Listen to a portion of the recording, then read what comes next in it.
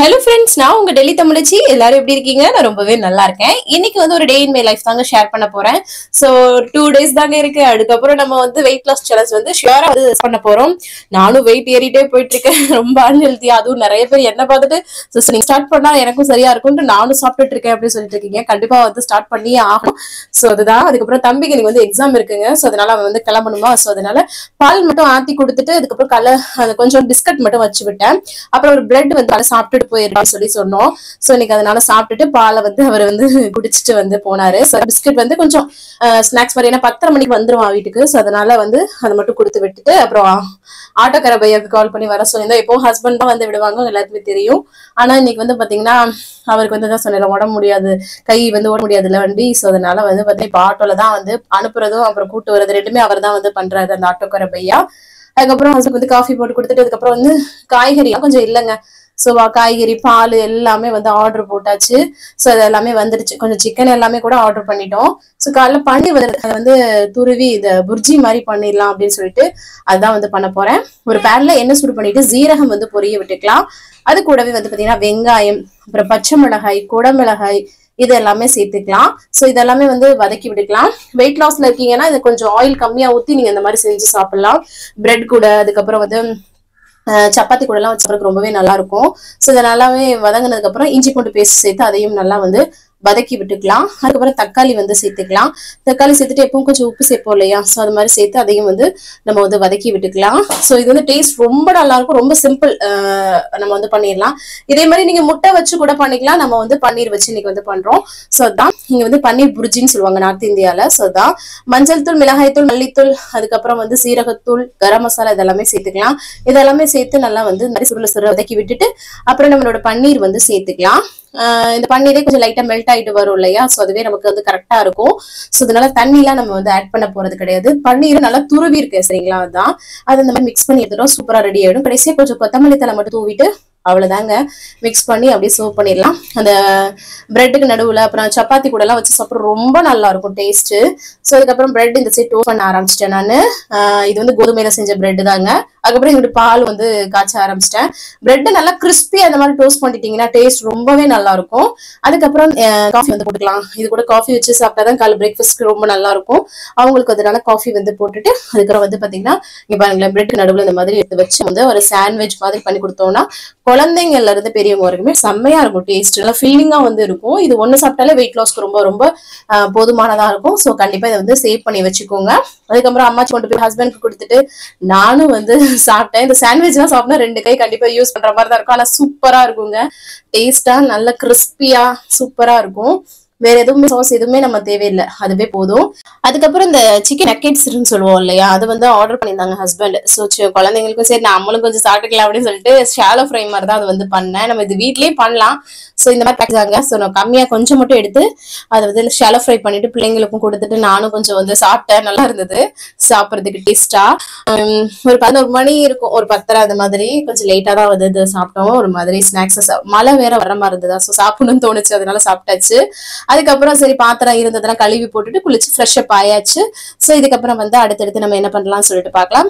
எப்பவும் போல அம்மாச்சிக்கு வந்து 11 மணி ஆயிடுச்சுன்னா டீ போட்டு காஃபி போட்டு கொடுப்போம். ஸோ காஃபி இன்னைக்கு வந்து போட்டு அவங்களுக்கு போய் வந்து கொடுத்துட்டு வந்துடலாம் அப்படின்னு சொல்லிட்டு டைம் வந்து ஆயிடுச்சு. அதுக்கப்புறம் வந்து லஞ்ச் ப்ரிப்பரேஷன் வேற ஸ்டார்ட் பண்ணணும். ஸோ இந்த மாதிரி தான் டெய்லி ரோட் வந்து போயிட்டே இருக்கும்.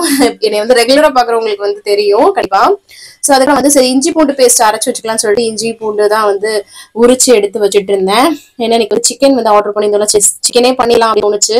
ஸோ அதனால இஞ்சி பூண்டு பேஸ்ட்டுக்கு கொஞ்சம் பூண்டு வந்து கொஞ்சம் கூடுதலா இருக்கும். அந்த மாதிரி தான் வந்து அரைப்பேன் எப்பயுமே. அதை வந்து பண்ணிட்டு இருக்கும்போது மிஷின்ல துணியை போட்டுடலாம், மழை வந்துச்சு, கொஞ்சம் வெயில் கொஞ்சம் வர்ற மாதிரி இருந்தது. ஸோ பரவாயில்லன்ட்டு அதை வந்து போட்டு விட்டு வந்துட்டு அதுக்கப்புறம் வந்து உலைய வச்சு விட்டுறலாம்னு சொல்லிட்டு குக்கர்ல தான் இன்னைக்கு வந்து வைக்க போறேன். ஏன்னா அதனால நேற்று நைட் வச்சா கொஞ்சம் சாதமும் இருக்கா, ஸோ அதனால குக்கர்ல கொஞ்சமா வச்சு விட்டுட்டு நான். ஸோ அதுக்கப்புறம் வந்து சிக்கனை நல்லா வந்து பாத்தீங்கன்னா நல்லா மஞ்சள் போட்டு நல்லா வந்து வாஷ் பண்ணா அந்த கவுச்சி ஸ்மெல்லாம் எல்லாம் இருக்கும் இல்லையா, ஸோ அதனால நல்லா மஞ்சள் போட்டு அலசி எடுத்து வச்சுட்டேன். அதுக்கப்புறம் சரி அதுக்கு தேவையான வெங்காயம் தக்காளி நறுக்கி வச்சுக்கலாம்னு சொல்லிட்டு எல்லாத்தையுமே வந்து நறுக்க ஆரம்பிச்சிட்டேன். ஸோ இதுக்கப்புறம் வந்து பாத்தீங்கன்னா சிக்கன் குழம்பு இல்ல, ஒரு சிக்கன் கிரேவி தான் வந்து பண்ண போறேன். ஸோ கடையில என்ன சுட்டு சோம்பு கரம் மசாலா ஸ்பைசஸ் எல்லாம் போட்டுட்டு வெங்காயம் கருவேப்பிலை பச்சை மிளகாய் இதெல்லாமே சேர்த்து நல்லா வந்து வதக்கி விட்டுக்கலாம். அதுக்கப்புறமா வந்து பாத்தீங்கன்னா நம்ம வந்து இஞ்சி பூண்டு பேஸ்ட் தான் நல்லா அரைச்சு வச்சிருக்கோம் இல்லையா, ஸோ இந்த மாதிரி அரைச்சு வச்சிட்டோம்னா நமக்கு வந்து அப்ப ஹெல்லா இருக்கும்.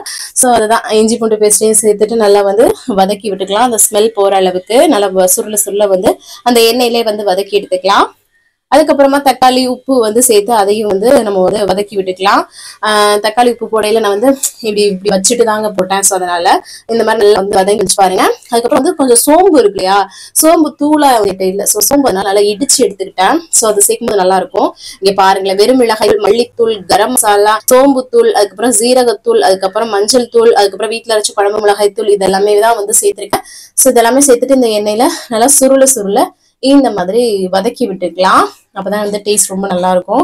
ஸோ இந்த மாதிரி தான் வந்து சேர்த்துட்டு நல்லா கலர்ஃபுல்லா ரொம்ப அல்டிமேட்டா இருந்துச்சு. கண்டிப்பா ட்ரை பண்ணி பாருங்க. இந்த மாதிரி எண்ணெய் சுள்ள வதக்கிட்டு அதுக்கப்புறம் நம்மளோட சிக்கனை வந்து சேர்த்து நல்லா வந்து கோட் பண்ணிக்கலாம்.